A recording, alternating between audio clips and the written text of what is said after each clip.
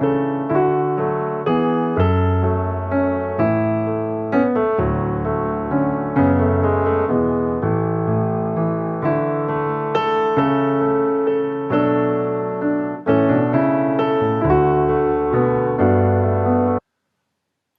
mis queridos hermanos, bienvenidos a este nuevo estudio del día de hoy. Estamos muy contentos, muy felices de que usted sea parte de este estudio. Estamos llevando a cabo a ustedes una serie de temas que se titula Fija tus ojos en Cristo. Estamos muy felices de que usted sea parte de esta serie y bienvenido a Ministerio Amiel, que es un ministerio que busca llevarle el mensaje de la palabra del Señor a cada uno de ustedes en sus hogares. Gracias a todos los que nos están sintonizando a través de nuestro canal en YouTube y a través de las diferentes redes sociales. Vamos a iniciar el estudio del día de hoy. Es muy interesante y quisiera pedirles que allí donde están podamos inclinar nuestro rostro para orar. Querido Dios y Padre Celestial, en este momento te damos gracias por la vida y por la salud que nos das, por poder estar dispuestos a estudiar tu palabra y poder escuchar tu voz. Suplicamos la presencia de tu Santo Espíritu. Ayúdanos a poder reflejar tu amor, tu paz y sobre todo tu verdad. Quédate a nuestro lado, Señor, te lo pedimos en el nombre de Cristo Jesús. Amén y amén. El día de hoy vamos a estar estudiando, mis queridos hermanos, un tema muy importante que tiene que ver con el pueblo de Dios a través de toda la historia, es decir, desde el mismo principio hasta nuestro tiempo. Y por esa razón quisiera invitarles para que leamos un pasaje que lo encontramos allí en el libro de Apocalipsis, básicamente en el versículo número 12 y el versículo número 17, que de hecho es uno de los textos más favoritos para nosotros y para la hermandad en general al hablar de este tema. Nos dice: entonces el dragón se airó contra la mujer y fue a combatir al resto de los hijos de la descendencia de ella, los que guardan los mandamientos de Dios y tienen el testimonio de Jesús.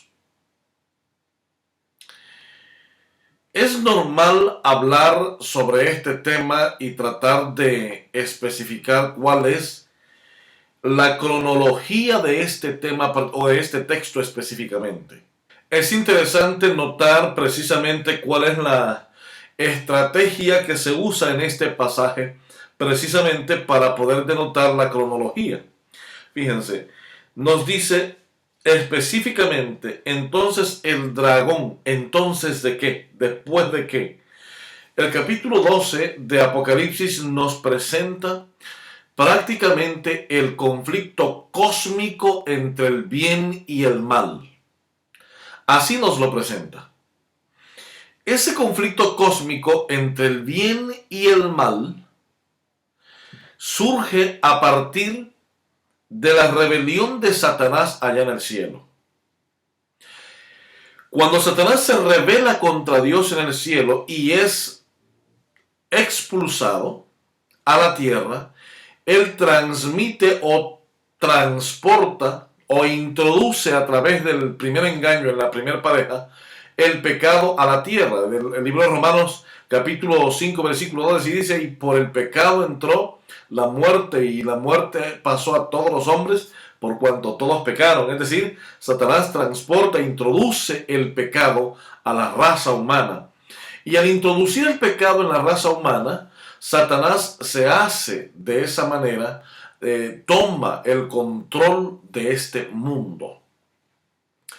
Es impresionante notar un aspecto importante que nos habla precisamente este versículo, porque a partir de ese momento en que Satanás toma el control de este mundo, comienza ya en este mundo el conflicto cósmico. El Señor liberando esa batalla contra el mal. Y Satanás intentando arrastrar cuantos pueda con él. Así que llega un punto en el que Apocalipsis dice, entonces el dragón, sabemos que el dragón en la Biblia es un apelativo para Satanás, para el diablo, que son también son términos que designan o que describen una parte específica de Satanás. Dice, entonces el dragón, o sea el diablo, se airó contra la mujer y fue a combatir al resto de sus hijos, los que guardan los mandamientos de Dios y tienen el testimonio de Jesús. Nótese que la mujer en el capítulo 12 de Apocalipsis es la misma mujer que aparece allá en Génesis 3.15. Es decir, simbológicamente estamos hablando de que el capítulo 3 de Génesis tiene una simbología además de la propia situación que se estaba viviendo con Eva. En ese momento, en ese preciso momento, no solamente se estaba refiriendo a Eva, sino a toda la descendencia, la cual el capítulo 12 de Apocalipsis la llama la mujer. Pero existe otra mujer. El capítulo 17 de Apocalipsis nos habla de una mujer que tiene cualidades completamente antagónicas a la mujer del capítulo 12 de Apocalipsis. La mujer del capítulo 12 de Apocalipsis representa el pueblo de Dios en todas las etapas de la historia humana. Y la mujer del capítulo 17 de Apocalipsis representa al pueblo de los desobedientes a Dios a través de toda la historia de la raza humana.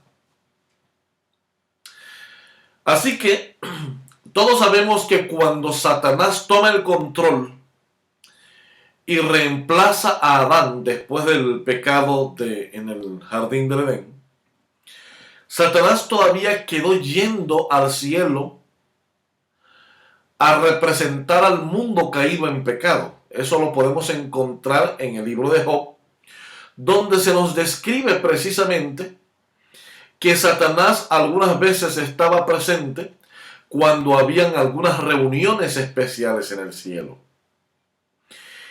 Es importante notar también que cuando nos dice eso significa que Satanás iba representándonos a nosotros, los seres humanos.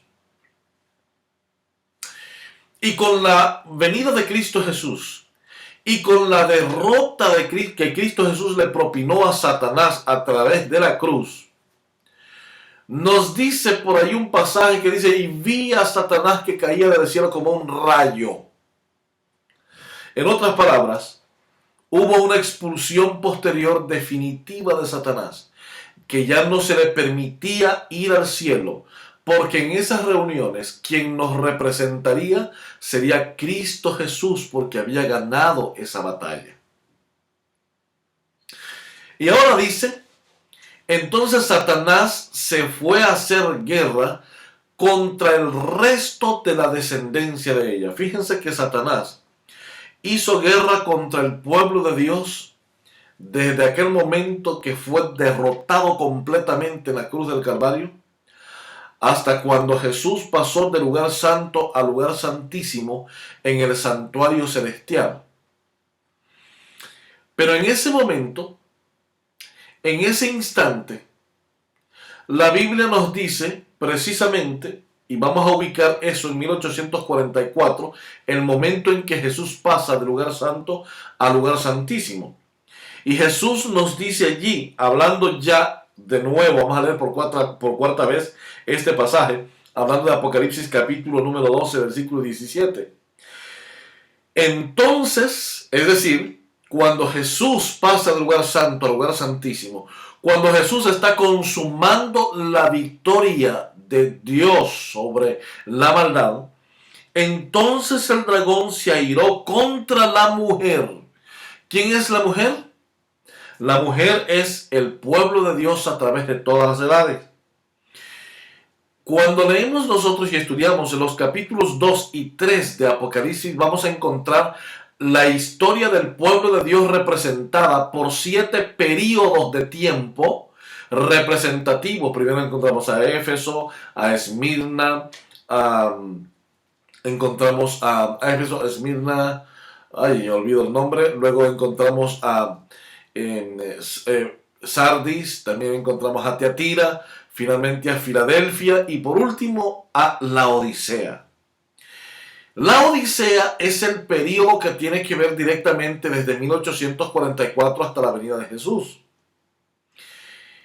Sin embargo, en ese periodo de 1844 hasta acá, llamado el periodo del mensaje de los tres ángeles, el periodo del sellamiento del pueblo de Dios, el periodo de los 144,000, en ese periodo que es el último de la historia de la humanidad, se nos dice entonces el dragón se iró contra la mujer, es decir, representada a través de la Odisea, y fue a combatir al resto de sus hijos.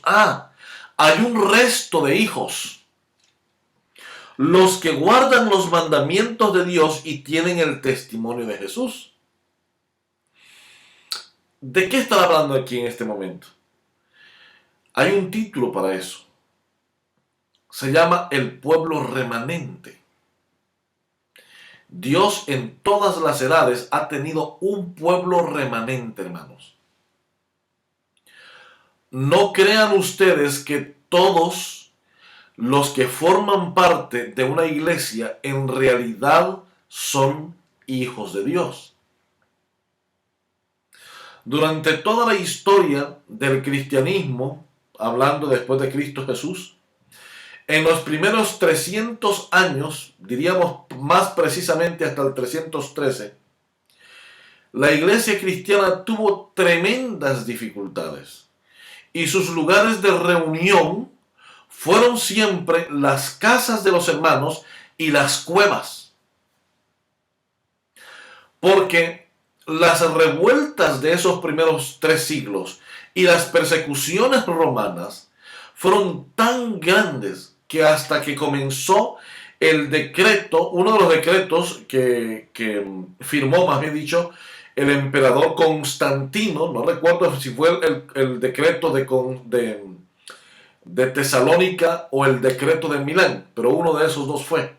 En el año 313, en ese año, que me parece que fue el de Tesalónica, en ese año 313, se reconoce finalmente al cristianismo como una iglesia oficial. Y allí, en ese año, se terminan las guerras, que se conoció desde la guerra de los 10 años, de la profecía de Apocalipsis también. Así que entonces, a partir de ese momento, la iglesia dejó de reunirse en las casas, dejó de reunirse en las cuevas, porque la iglesia dejó de ser perseguida. Sin embargo, mis queridos hermanos y amigos, cuando la iglesia dejó de ser perseguida, también comenzó la apostasía. No al hecho de que los cristianos se fueran para el mundo, sino al hecho de que las doctrinas falsas comenzaron a entrar en la iglesia.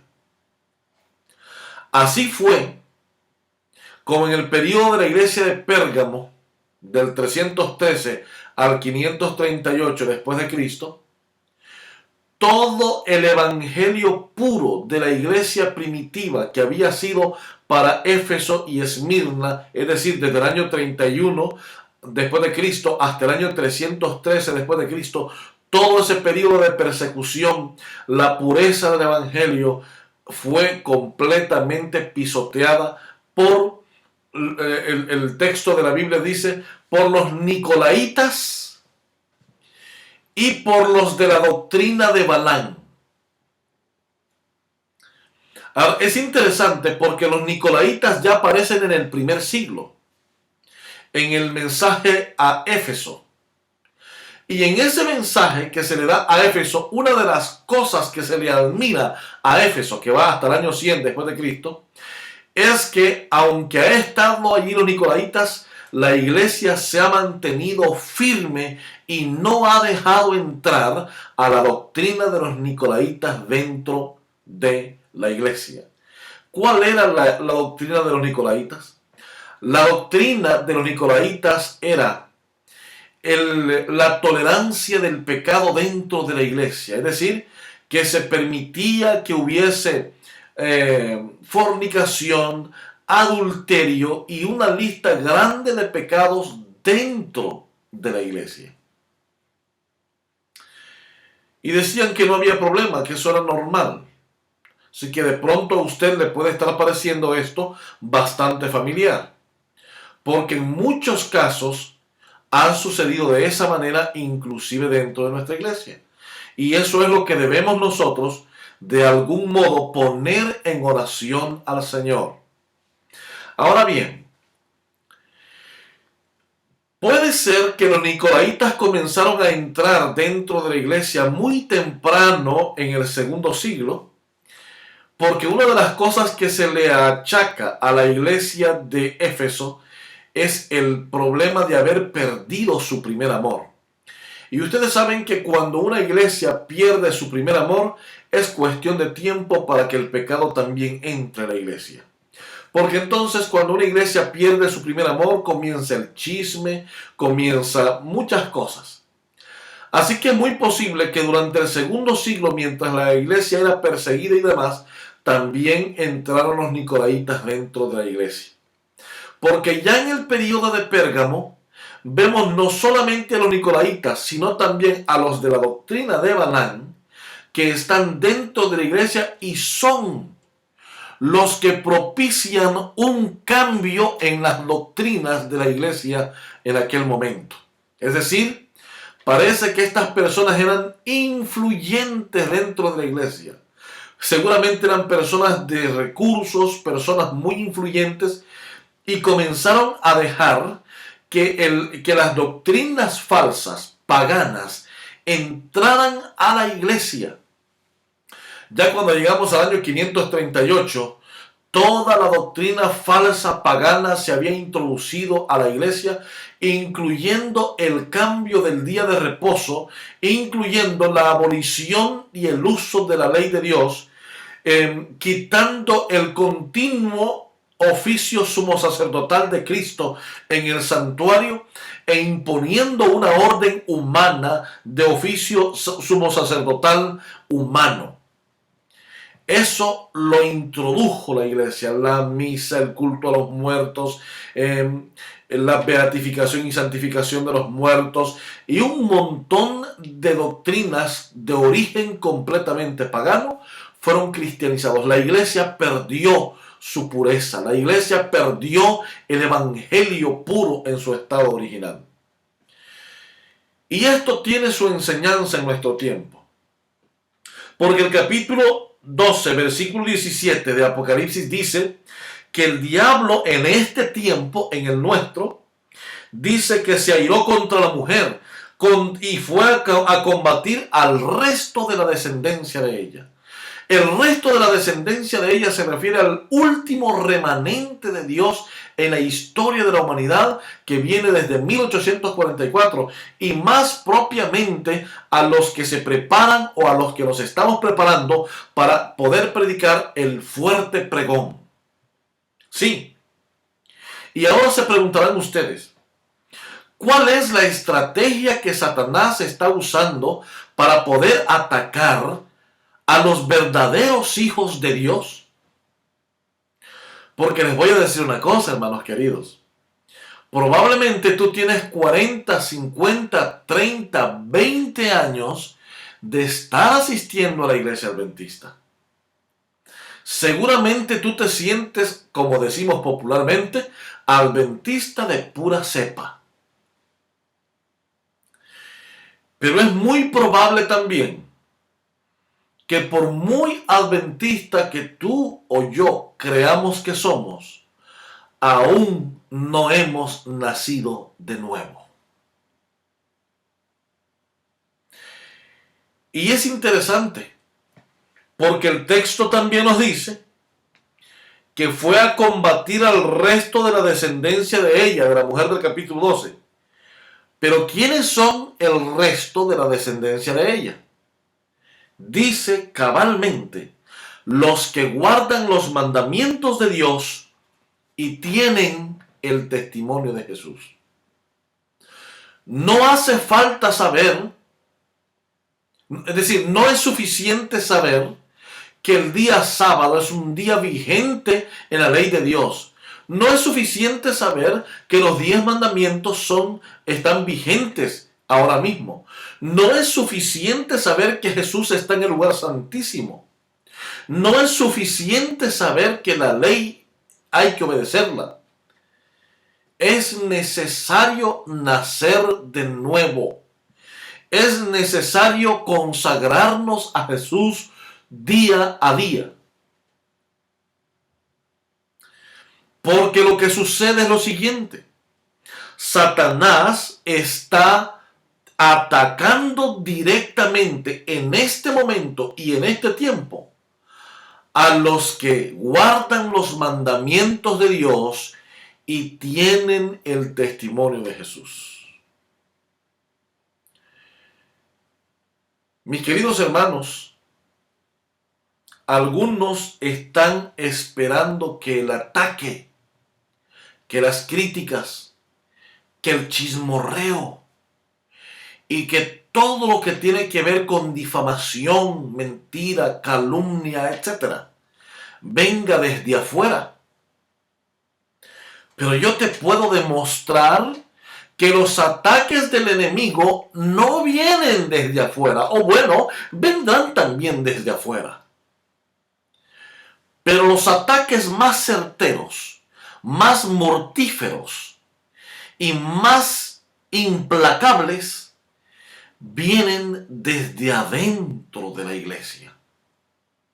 Desde la gente que tú conoces, de la gente que te rodea algunas veces.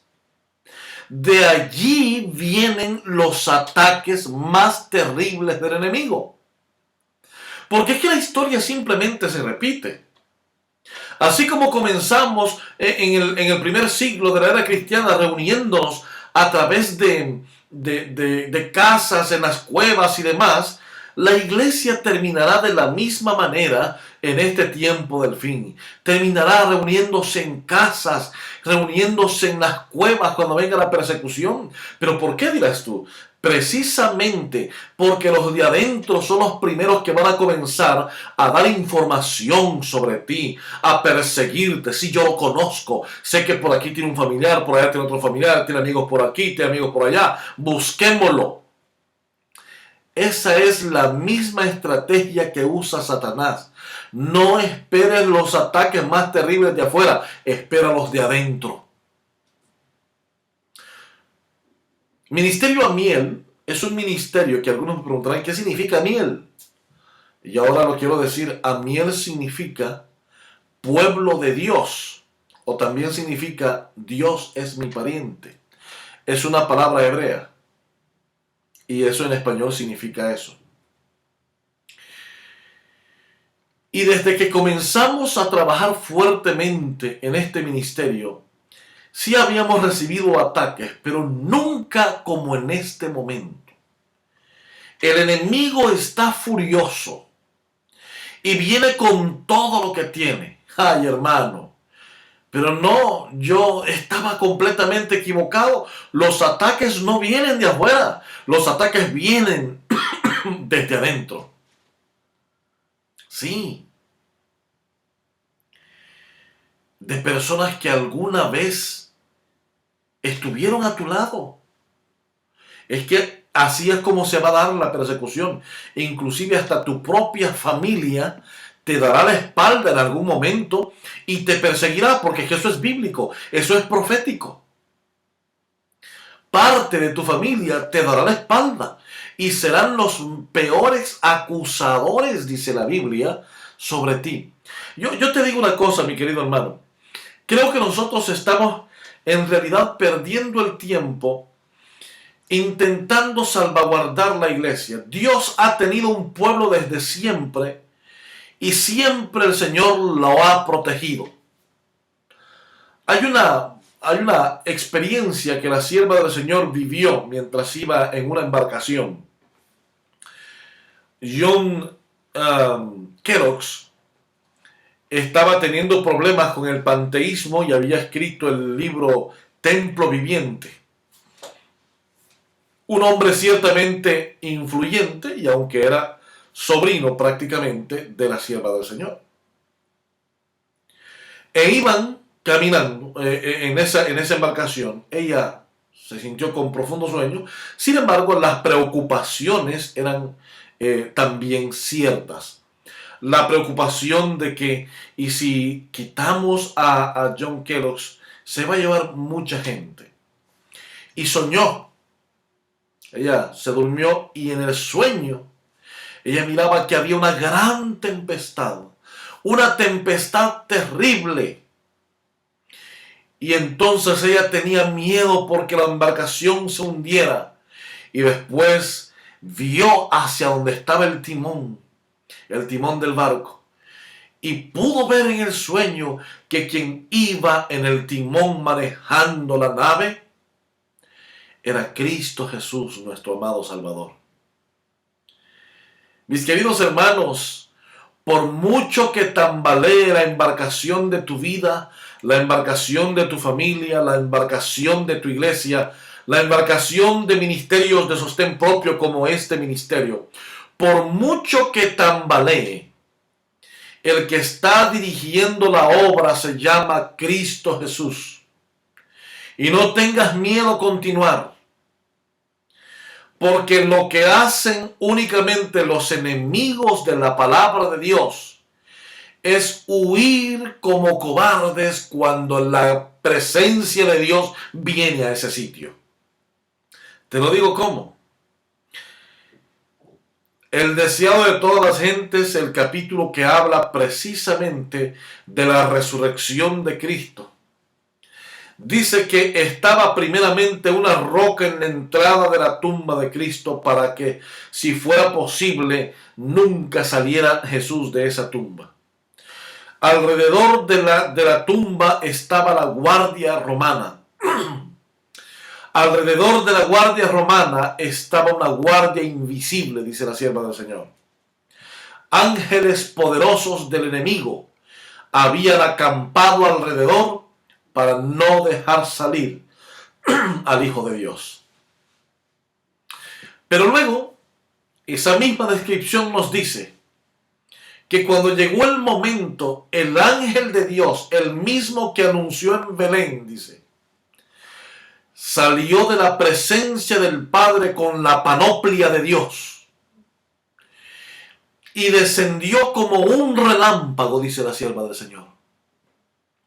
Su caída en la tierra provocó un terremoto tan grande que los soldados romanos cayeron como muertos y los guardias invisibles del enemigo, demonios que estaban rodeando la tumba, huyeron como cobardes. Y aquel ángel se paró en la tumba y profirió las siguientes palabras: Hijo de Dios, tu Padre te llama, levántate. Y luego la sierva del Señor usa estas siguientes palabras exactas: y por la vida que estaba en él, Jesucristo se levantó de la tumba y mientras se levantaba decía: yo soy la resurrección y la vida. Mis apreciados hermanos y amigos, es impresionante entender cómo es que el enemigo trabaja, pero lo hace. Es impresionante ver cómo ha reunido fuerzas espirituales y fuerzas físicas también, influenciadas por el mismo espíritu de Caín, el mismo espíritu de Nimrod, el mismo espíritu de Judas y el mismo espíritu de los falsos cristianos en nuestro tiempo. Satanás se ha encargado de juntarlos. Satanás se ha encargado de enrolarlos, de guiarlos, de engañarlos y de darles todas las herramientas que necesitan para destruir la obra de Dios.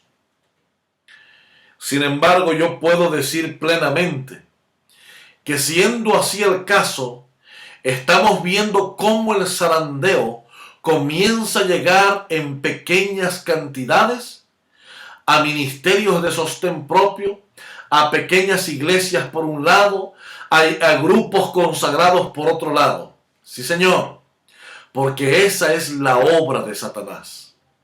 Satanás busca destruir lo que se está sembrando con amor y con sacrificio. Satanás busca destruir donde hay construcción. Busca poner división donde hay unidad. Y busca poner guerra y pleitos donde hay paz. Porque aquel hijo del Señor que ora y se consagra al Señor tendrá el control de estas cosas. Y cada vez que venga Satanás a atacarnos, saldremos victoriosos. Mis queridos hermanos, estamos viviendo en ese momento especial. Voy a decirles lo siguiente. Cuando yo me pongo a ver hacia el pasado y veo mi vida, siempre digo, cuánto he avanzado por la gracia de Dios. Es decir, cómo el Señor ha ido cambiando poco a poco la vida. Así como Moisés, de ser un asesino, Dios lo convirtió después de 40 años en un modelo a seguir, líder del pueblo que debía salvar. Un David tremendamente asesino, Dios lo convirtió en un hombre con un corazón recto y justo delante de él. Y podríamos estudiar a muchos personajes en esta hora que comenzaron siendo personas con tremendos errores, con muchos problemas en su vida. Jacob, para ir más allá, un hombre que tuvo serios problemas en casi toda su vida, pero que al final el Señor lo pudo cambiar. En la vida de los hijos de Jacob, capítulo 49 y 50 de Génesis, encontramos cómo el carácter de estos hombres eran completamente tremendos, terribles, llenos de pecados. Pero qué bonito cuando nosotros vemos que esas personas, esos nombres, fueron cambiados por el Señor, porque cuando nos vemos en la Nueva Jerusalén, vemos que en cada puerta habrá un nombre de los 12 hijos de Jacob. Qué precioso. Si vemos a un Pedro machetero que le gustaba machetear orejas, si vemos a un Juan, el hijo del trueno, si vemos a un Mateo, un ladrón que le robaba a la gente porque era cobrador de impuestos, y que aún antes de que Cristo muriera en la cruz del Calvario, eran hombres toscos con caracteres que no habían sido modificados, pero que un día Cristo les transformó como transformó a Saulo de Tarso. Y estos 12 hombres, en los 12 monumentos, en los 12 fundamentos de la ciudad de la Nueva Jerusalén, nos dice Apocalipsis que estarán el nombre de los 12 apóstoles. Mis queridos hermanos, no existe un termómetro para poder medir la consagración de las personas. Pero sí existe un pasaje que dice, por sus frutos los conoceréis.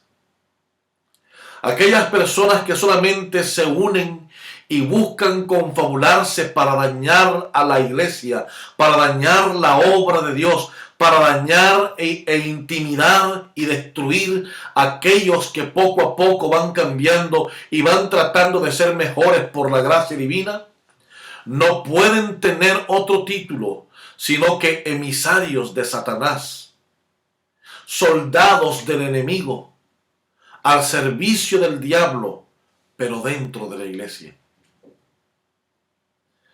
Mis queridos hermanos, Estos son momentos solemnes en la obra del Señor. Mientras la pandemia se está diseminando por todos lados, mientras horrores están sucediendo en diferentes partes, el enemigo está uniendo a un ejército poderoso para poder atacar a aquellos pocos que en cada iglesia están consagrándose al Señor, están ayunando, están orando. Si hay algo que el diablo detesta, es que en la iglesia se hable de oración, es que en la iglesia se hable de unidad, es que en la iglesia se hable de ayuno, porque cuando tú te involucres a ayunar y a orar, a ser de los pocos en la iglesia que quieren salir adelante, predicar el evangelio, entonces Satanás se llenará de ira contra ti también y usará inclusive a algunos líderes dentro de tu iglesia para atacarte, para herirte, para dañarte, para destruirte. Pero quiero decirte que no estás solo. El Señor Jesús está a tu lado. El Señor Jesús está contigo. Y aunque parece que a veces la derrota llega, no te equivoques. El Señor nunca ha sido derrotado. ¿Sabes por qué? Porque cuando todo el mundo pensaba que Jesucristo había sido derrotado, hasta el mismo diablo se lo creyó. Pensó que lo había derrotado. Pensó que lo tenía en la tumba y que ahora nada podía hacer que lo pudieran levantar. No te equivoques. El Señor es poderoso. Se levantó de entre la tumba, dando esperanza al desfavorecido, dándole un futuro brillante a aquellos hombres que estaban allí contritos, tristes, sin saber qué hacer. Te diré una cosa. Hay derrotas hay victorias que saben a derrotas. Pero deja que el tiempo pase y sabrás que fue una victoria en Cristo Jesús.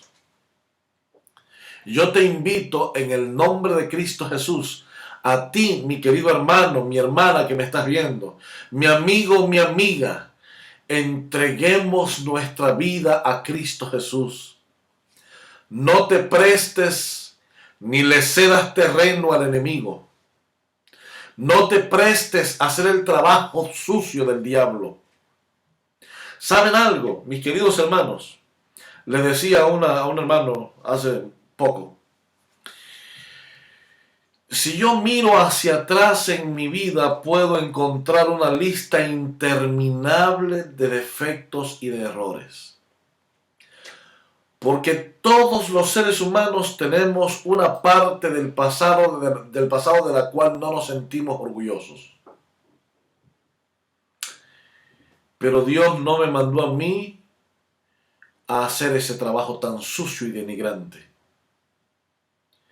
El Señor me envió a mí a vivir, a obedecer, a predicar y a arrebatarle almas a Satanás de su dominio y traerlas a Cristo Jesús.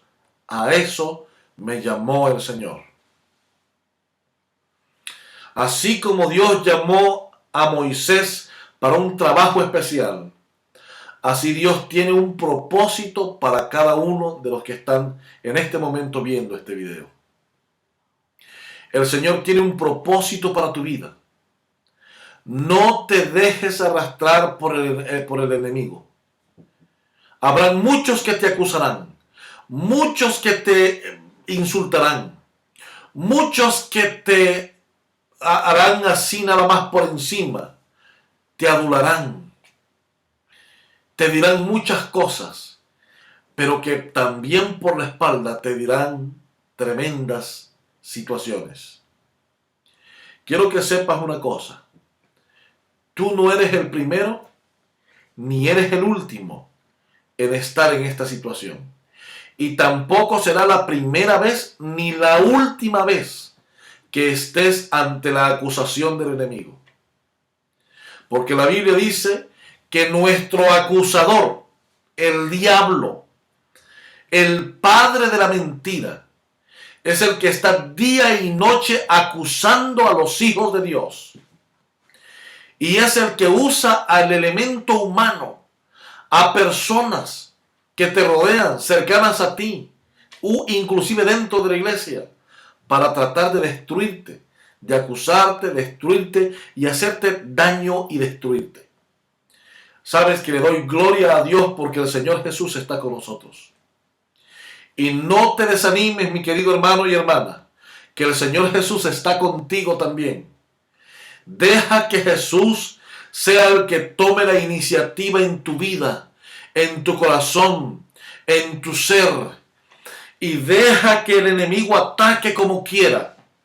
Porque nosotros, como dijo Job algún día, no importa que esta piel se caiga, que estos huesos se hagan polvo.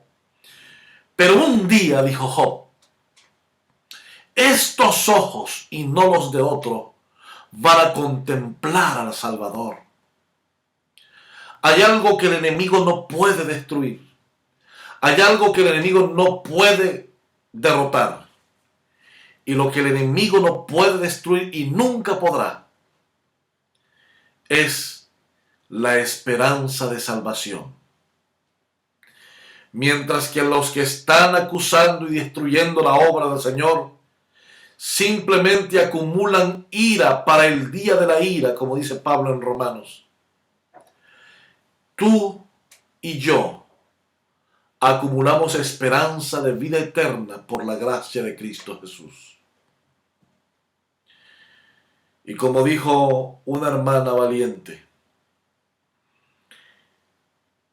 siempre le tirarán piedras al árbol que tiene fruto. El árbol que no tiene fruto, no hay razón para lanzarle piedras. Por lo tanto, si ya están hablando mal de ti, alégrate en el Señor, que algo bueno debes estar haciendo para la obra del Señor. Y mientras tanto, no te detengas, sigue adelante, porque en Cristo Jesús podemos ser victoriosos hoy y siempre. Yo quiero invitarte a que tengamos una oración en este momento y que pongamos nuestra vida y nuestro corazón a su servicio. No importa cuán difícil haya sido tu pasado, no importa cuán complicado haya sido la vida en tu pasado, cuántos errores hayas cometido, no importa.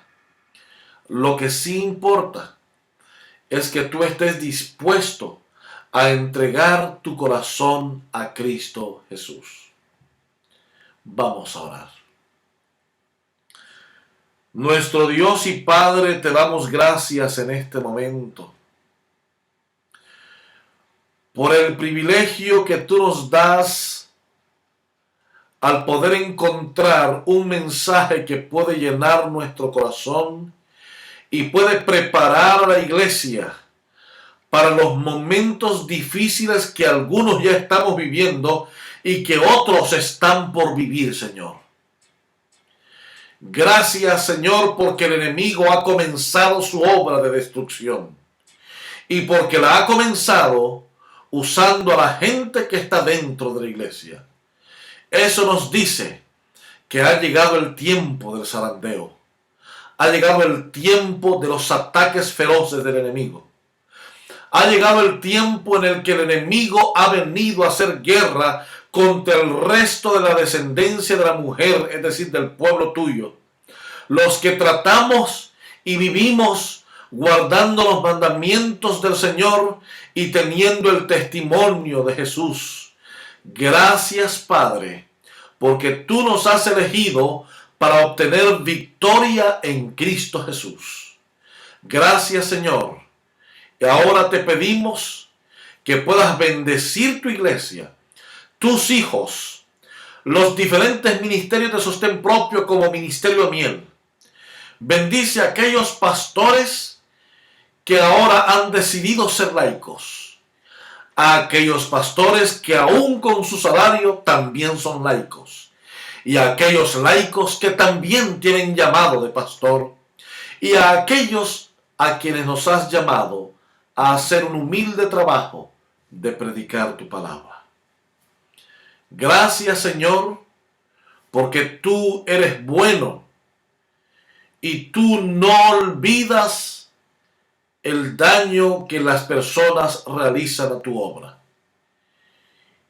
Y tú en su momento tomarás venganza en lugar nuestro.